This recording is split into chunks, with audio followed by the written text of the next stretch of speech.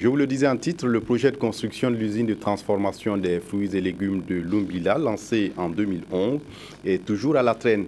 Le Premier ministre Lucas Dortiao s'est rendu hier dans l'après-midi sur le site pour un constat. Environ 24% des travaux sont réalisés. Le budget prévisionnel de 8 milliards de francs CFA est largement dépassé et évalué à plus de 12 milliards de francs CFA aujourd'hui. Et à ce jour, il faut encore plus de 6 milliards pour sauver la construction de l'usine. Ernest Kambiré.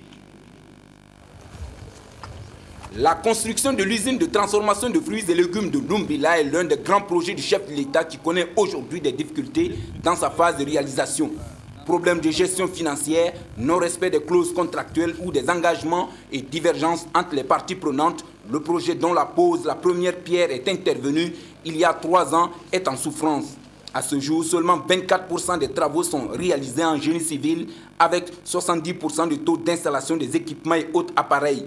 Je suis arrivée récemment à la tête de la société de transformation de fruits et légumes, mais le constat est là et beaucoup de dépenses ont été faites et malheureusement peu de travaux ont été réalisés.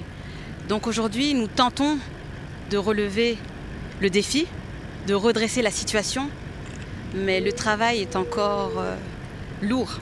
Difficile donc pour l'instant de se prononcer sur le respect des délais tant les choses piétinent. Le budget prévisionnel du projet estimé au départ à 8 milliards 111 millions de francs CFA est largement dépassé pour atteindre les 12 milliards de francs CFA. Et il faut aujourd'hui encore plus de 6 milliards de francs CFA, soit un total de 17 milliards pour achever les travaux de construction de l'usine.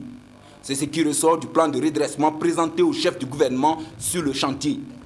Il nous faut réagir réellement et très vite parce que d'une part, l'État s'est endetté auprès d'une institution internationale et l'État lui-même a mis la main à la poche à hauteur de plus de 6 milliards et nous ne voyons pas encore le bout du tunnel.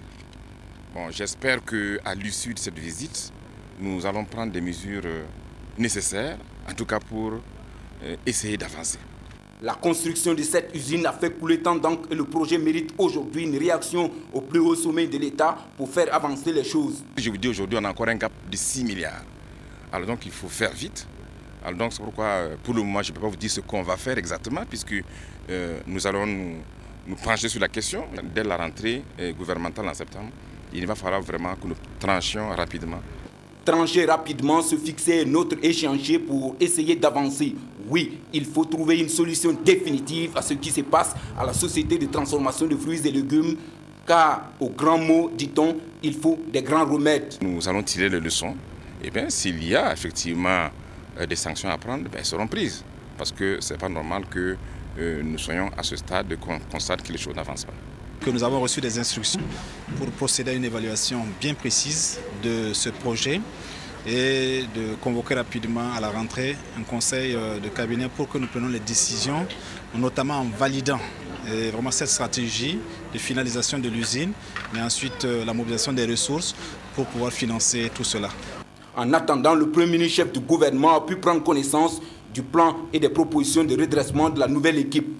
Des propositions et solutions qui envisagent un audit industriel, financier, organisationnel et social, l'intervention de l'RSE ou encore une subvention de l'État pour aplanir toutes les divergences constatées.